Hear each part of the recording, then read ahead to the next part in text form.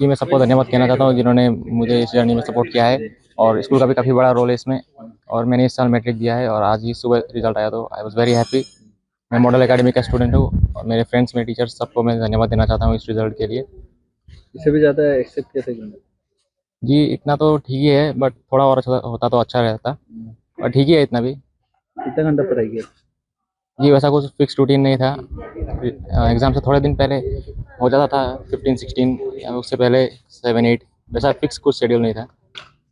तो आज आपका रिजल्ट अच्छा हुआ है, तो आपको मतलब आगे क्या प्लान है? जी, आगे मैं अब 11-12 में साइंस लेना चाहता हूँ और उसमें और भी बेटर स्कोर करने का ट्राई करूँगा। रिजल्ट मेरे टीचर्स, मेरे पेरेंट्स के लिए हुआ है, और काफ़ी बड़ा रोल उन्होंने प्ले किया है इसमें। And I want to dedicate this result to my school, to my parents, to my teachers. Thank you. আপোনাৰ ল'ৰাই প্ৰায় 86% আনিছে মডেল একাডেমীত কি ক'ব, কেনেকুৱা লাগিছে মাতৃ হিচাপে? ভাল লাগিছে মোক মাতৃ হিচাপে। সি কষ্ট কৰিছে, পাইছে মাৰ্ক, কিন্তু 90 মই মানে ভাবিছিলোঁ 90 আশা হ'ব বুলি, আৰু তো মাজতে তাৰ অলপ গাও বেয়া হ'ল, অসুস্থ হোৱাৰ কাৰণে নোৱাৰিলে আৰু। কিন্তু যিমান যি আনিছে মোক ভাল লাগিছে। মডেলৰ পৰা মোৰ নাৰ্চাৰী পৰাই পঢ়িছে মোৰ ল'ৰা ইয়াতে। ভালেই ৰিজাল্ট হৈছে। ঘণ্টা হিচাপ নাছিলে তাৰ, মানে যেতিয়া ইচ্ছা হয় তেতিয়াই সি বহি যায় পঢ়িবলৈ। আৰু মানে তেনেকুৱা নাছিল যে মই সন্ধিয়াৰ পৰা ৰাতিলৈকে পঢ়িম, যেতিয়া মন গ'ল তেতিয়াই বহিছিলে পঢ়িবলৈ। আৰু ভাল লাগিছে, বহুত ভাল লাগিছে। ল'ৰাৰ কিবা সপোন আছিল নেকি, কিবা সপোন বা তেনেকা, বা আপুনি মাতৃ হিচাপে ভাবে নেকি? নাই, মই তেনেকে ভাবা নাই একো। সি কি পঢ়িব বিচাৰিছে তাৰ ইচ্ছা, সি মই আগুৱাই লৈ যাম। আৰু প্রত্যেক বছরের ধরে আমার স্কুলে এবারও ভালো রেজাল্ট হয়েছে।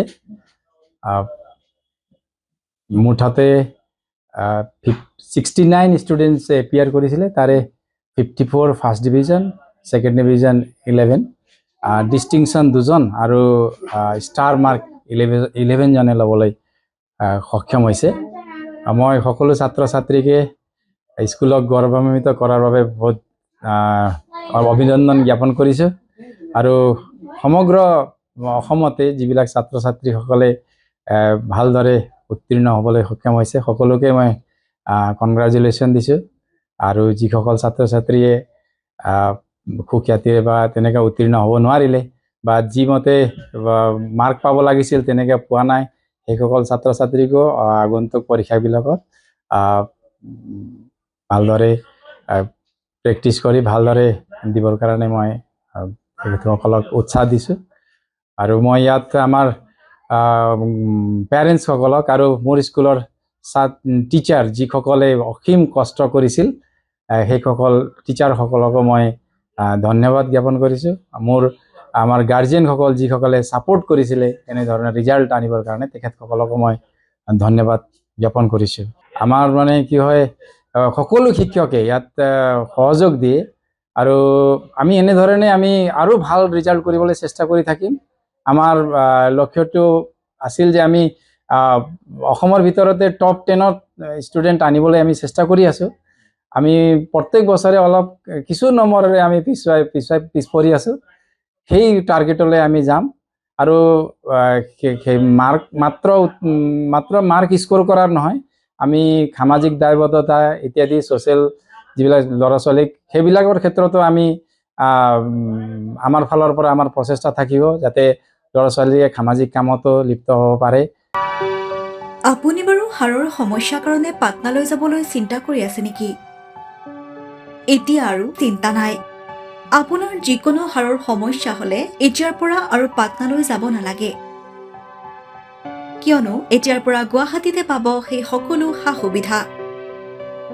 গুৱাহাটীৰ আমিনগাঁৱত অৱস্থিত Patna orthopaedic and multi speciality হস্পিটেলত কম খৰচতে পাব সেই সকলো উন্নত মানদণ্ডৰ চিকিৎসা সেৱা, য'ত অভিজ্ঞ চিকিৎসকৰ দ্বাৰা সম্পন্ন কৰা হয় বিভিন্ন ধৰণৰ হাড়ৰ অস্ত্ৰোপচাৰ। বৰ্তমানলৈকে 3000তকৈও অধিক ৰোগী সুস্থ হৈছে।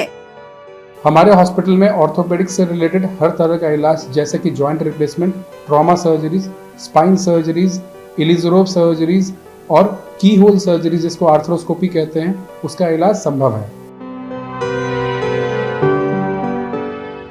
উন্নত মানদণ্ডৰ সা সুবিধা থকা হস্পিটেলখনত আছে 3টাকৈ VIP ৰুম,